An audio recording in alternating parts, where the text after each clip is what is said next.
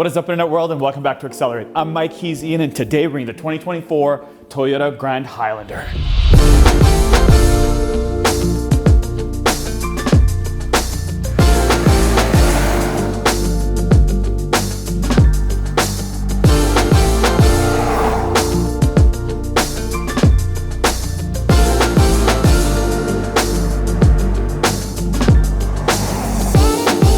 So here we go, the 2024 Toyota Grand Highlander. We first saw it at the LA Auto Show and was our first Toyota to ever have on our channel. Now, it's not an actual larger Highlander. It shares the name, but it's all new for 2024. It's actually spaced or sized between the Highlander and the Sequoia.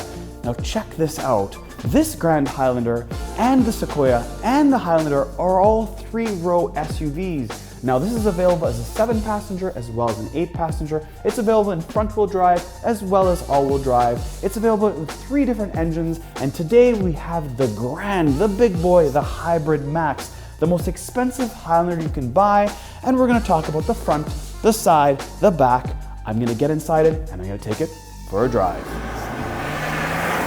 So if you're hoping to get your hands on what Toyota calls their base trims like the L or the LE, you're out of luck. The Grand Highlander starts at an XLE trim level. They are making sure that they align themselves with having a premium product now. Not a luxury product, a premium product. So this is how it's broken down. The first one is called the XLE. Then you have the Limited, the Premium, the Hybrid XLE, the Hybrid Limited, the Hybrid Max Limited, and then there's this, the Hybrid Max Platinum.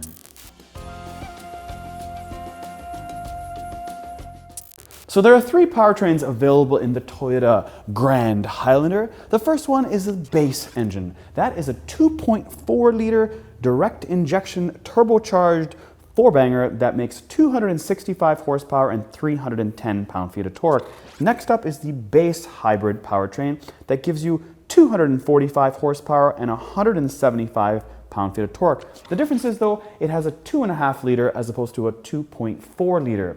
And then they bring the 2.4-liter back for this. This is the Max Hybrid, and that makes a combined power of 362 horsepower and 400 pound-feet of torque. And again, that is out of a 4-banger, but not a 2.5, a 2.4. Now, Toyota says that this is the fastest SUV they've ever had at 6.2 seconds to 60 miles an hour.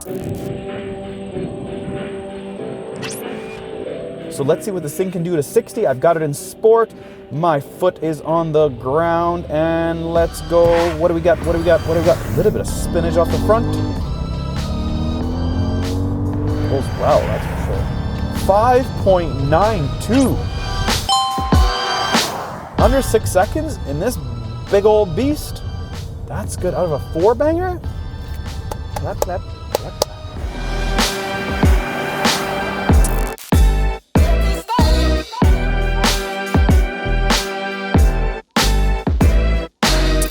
To the front, just like the auto show, it hasn't changed. It still has that mustache, obviously, because this was brand new when we saw it. Now, the headlights are built in the right place. They're not down here. Those are the fog lights. Up here is where the headlight is. Then you have a giant Toyota badge there, a front-facing camera there, and a pretty nice, sporty, aggressive front grille. But the overall shape of the front is like a Grand or a larger RAV4. But this proportion is done well, especially when you have this really, really high front bumper. Like, look how high it is. It's very grand and very stoic. To the side of this Toyota that's built in America, in Princeton, Indiana, to be exact. This color is called Coastal Cream. It's got 20-inch wheels. It does have this plastic durable trim all throughout the wheel wells in the front and the back. On the inside, you do have carpeted inner fender liners to make it quieter inside the vehicle. I do have a 360 camera, indicators on the mirror, and color matched door handles. That also have key in your pocket, and you can touch the front or the back and it will lock. I do like how it has a straight trim that goes all the way down. It's reminiscent of the older Land Cruisers in my opinion. So if you're wondering about dimensions, the Grand Highlander is 116.1 inches long when it comes to its wheelbase. It is about 4 inches longer than the regular Highlander. It's 2.3 inches wider and 2 inches higher, but it does still fit in most garages. Now on the back, you'll really see how tall this Highlander is. I'm 5'9" and I still don't clear the top of it. This thing is definitely 6 foot in terms of height. Very, very high. On the top there, you do have a shark fin. You've got a third brake light that's very large. And then you do have a rear wiper with a tinted rear glass. You do have a C-shaped style design in the taillight with reverse lights right there. I do like how the Grand Highlander is built into this panel, and it's the same color. It is body matched. The little Toyota badge on the back, which is totally different than the one in the front, that is large. You've got the Hybrid Max with Toyota's little fancy emblem there. That designates that it's electrified in some way. You've got Platinum on the back because it's the top dog, and then you have the same scratchy plastic like you do around the fender. This does tow 5,000 pounds because it's a top dog. This one and the model below it also tow 5,000 pounds, but the cheap one or the inexpensive one with a small engine tows 3,500. Front seat of the all-new Toyota Grand Highlander. It's exactly how I remembered it, except this one is more luxurious than the one at the auto show. Now, how would I say this? Toyota managed to make this as like practical and like the top of economy as possible. All the buttons are big, but it's also like there's some quality behind it. So before I talk about the door panel and the dash and stuff like that, I want to tell you that this new system can do one incredible thing. It can have 2 phones attached to it, one for communication and the other for streaming. So your kid can have music playing while you can actually use it to talk on the phone and to communicate with the car. That is great. I like that feature as opposed to one person trying to connect, the other person trying to connect and doing all this fun stuff going back and forth and then forgetting phone and all that nonsense. Anyways, a lot of this like full carbon fiber, I get it, you're trying, but it looks really good on the dash and maybe not so much on the door panel. You've got 2 memory seats and of course all your buttons to adjust your windows and of course your mirrors, which includes folding your mirrors in. Then you have your automatic high beams and then your heated steering wheel and then a button here to activate the 120 volt AC plug and then a button here to of course open and close your tailgate. Then I have heads-up display. I have a 12.3-inch screen for me and a 12.3-inch screen for everybody else. Because this is the top dog, I get this larger driver's display instead of the 7-inch. Then I do have paddle shifters and this nice little gold trim around the steering wheel that adds that little flair. On the left-hand side is to adjust all your volume controls and everything on the screen. On the right-hand side is to adjust your cruise control along with skipping the track. Now the screen itself, it's 12.3 inches and again, very easy to use as I will show you in a little bit. A volume knob on the left and then very straightforward HVAC controls, included heated and ventilated seats on both sides with 3 increments. Like here's an example of how easy it is to turn up and down the fan speed. Simply just pull up and pull down and it's done. Ever so simply. However though, when I push it down, it doesn't go in the off position because they've probably learned that you have a separate button for that because people in the back or the person on the side will be like, it's too cold, turning it down all the way down and they shut it off. And the driver's like, I need some air, I need some air. And that is why they have a separate button for off. But there is one curious button and that is the heated windshield button. I like that. It screams luxury. Then you have 2 vents, very small, very car-like, and more gold or bronze trim underneath that. Then I have a 360 camera view, a USB-C, another USB-C for the passenger, and then a power start and stop button. Then I have a pretty large area here, which includes having your wireless charger,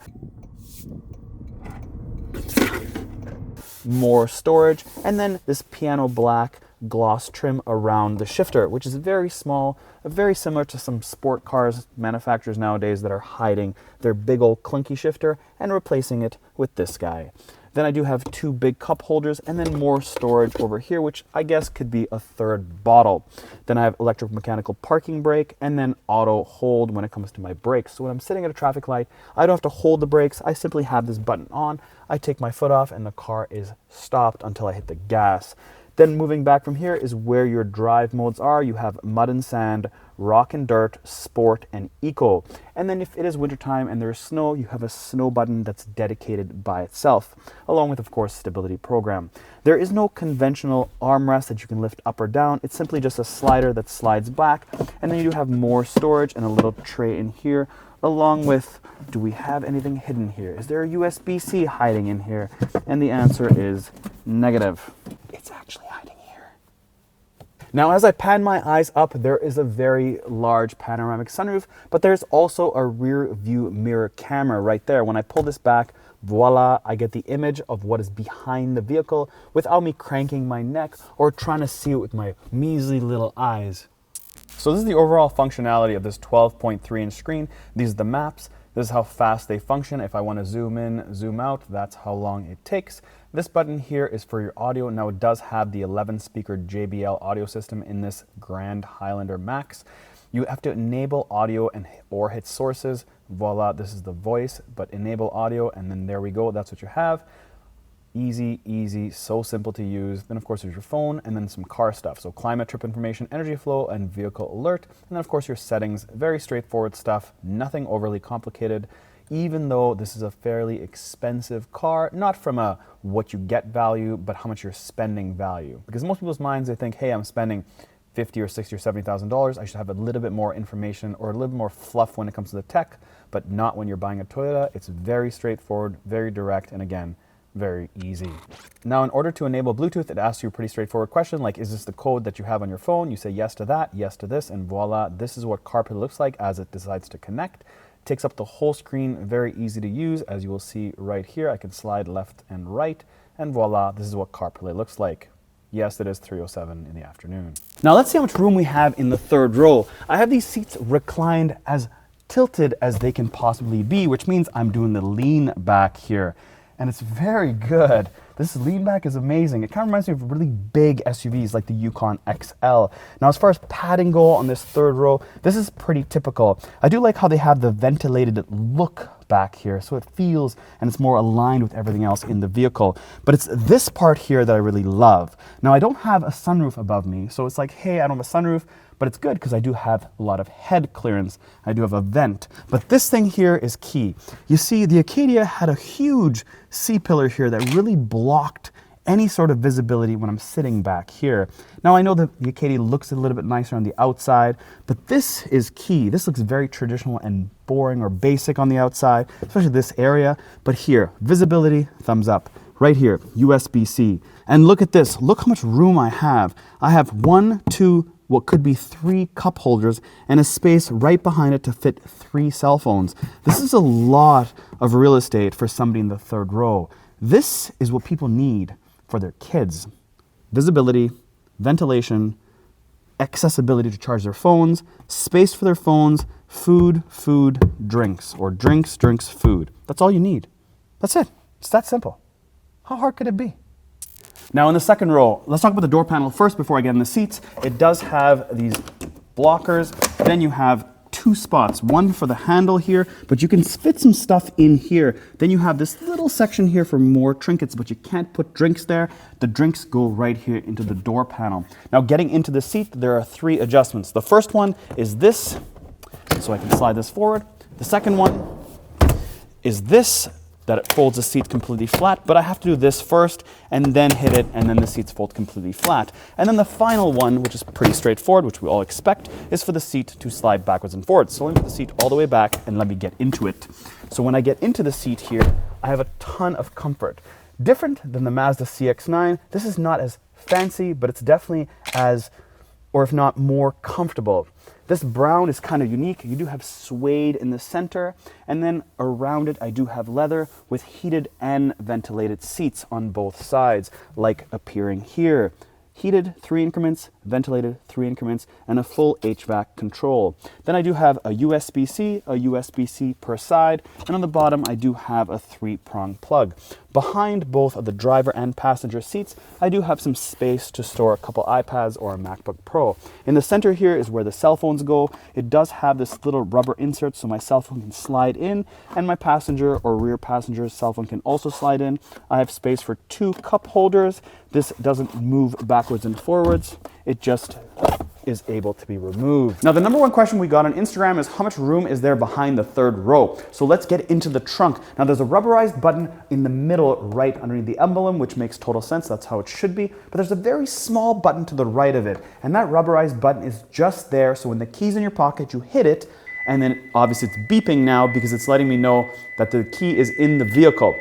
It is because it's designed to make the car lock. So it's the last thing you do is you hit the button, you walk away, and the vehicle will lock. That's why the button is there. Now let's show you how much room there is behind the third row. Voila, there I have it. I will measure it up for you guys. And the seat is not obviously, you'd never sit that way because it's way too 90 degrees, but I have just about 2 feet. And as far as width goes, let's see how much room we have. We've got, you have 50 inches. That's 2 inches larger than the width of a sheet of drywall or plywood. Now in this class, the third row is not powered, it is manual. Like pretty much everything else it competes against. So this little handle here is to pull it up, and then this thing here is to push it down. Now it does have an array of different settings in terms of where it's gonna stop for your backrest. So I do like that you can have it totally leaning back. That's really, really leaned back. I do like that. Now, if I want to put it all the way forward, you see this? I cannot adjust this. This automatically drops when I put this down. So I got to really lean forward, and my pants will touch the rear bumper. So 5'9", you will just about touch your pants. I lean forward, that folds down, and I push it, and voila, it folds down. So let's see how much room we have to the second row in terms of length here. I've got just about 53 inches from the captain's chairs right to the end right here at the sill. Now, if you want to see if there's any storage underneath, there's a little bit of storage on this side. There is the tonneau tray or tonneau cover hiding right there, and it's built in for it. I do like that because usually these things just go missing. We get them in the vehicles, we put them somewhere, and then we forget to return it. But it does have a plug. Only one plug back here, and it's right there. There's nothing else in this compartment. Right there is the only thing we have in terms of plugging anything in or any buttons. That's it. Just a 3-prong plug. So far Toyota has sold a bunch of these, like a lot. When I check out all different comments on Instagram and YouTube, people are like Grand Highlander, GH, like crazy against Telluride, of course. And this is just the reason why. It just checks all the box. Great visibility, great height. You've got ceiling vents all the way back, which is good for the kids. As far as like fitting baby seats in, there's a ton of width here to do so. In the third row, you can fit somebody as high as 6 feet all day long with comfort and full recline. There's a million USBs, USB-Cs. You've got this technology that's looking at your eyes, so if you're distracted, it'll tell you, hey, keep your eyes on the road. You've got a big heads-up display. This drive's very smooth, it's very comfortable. The seats are excellent. Visibility is amazing. Like, I've got windows pretty much everywhere. I mean, everybody in a vehicle like this is gonna look at that third row window and say, hey, do I have visibility out of that? Because that's the last window they're gonna see. There's no big seat pillar there, it's skinny, so you have visibility. So they're not saying, yes, we're gonna create this design on the outside that's gonna look sleek and modern and make this big, large window like even anything new that's coming out, the Traverse, or the Acadia. They don't have big windows in the back. They have small windows, and that does affect the driver here. I am sitting upright. I feel good in this seating position. The steering wheel has a good feel to it. The brakes, I will say, are truck brakes. They're not like super grabby or grippy or anything like that.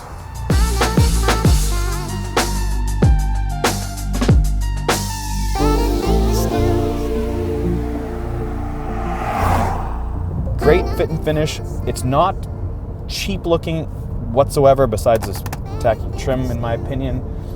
It's got all the right things.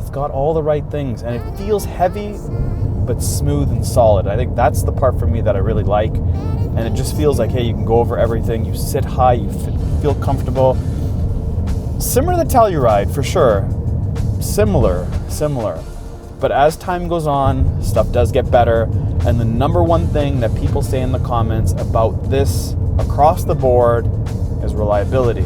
Now, whether that's a stigma or that's reality, it's just the way it is. And that's why people buy them. So there we go. There's my review of the brand new, I was gonna say 2024, but sometimes I forget if it's 2023, 2024, but there you have it. There's my review of the GH, the Grand Highlander Max.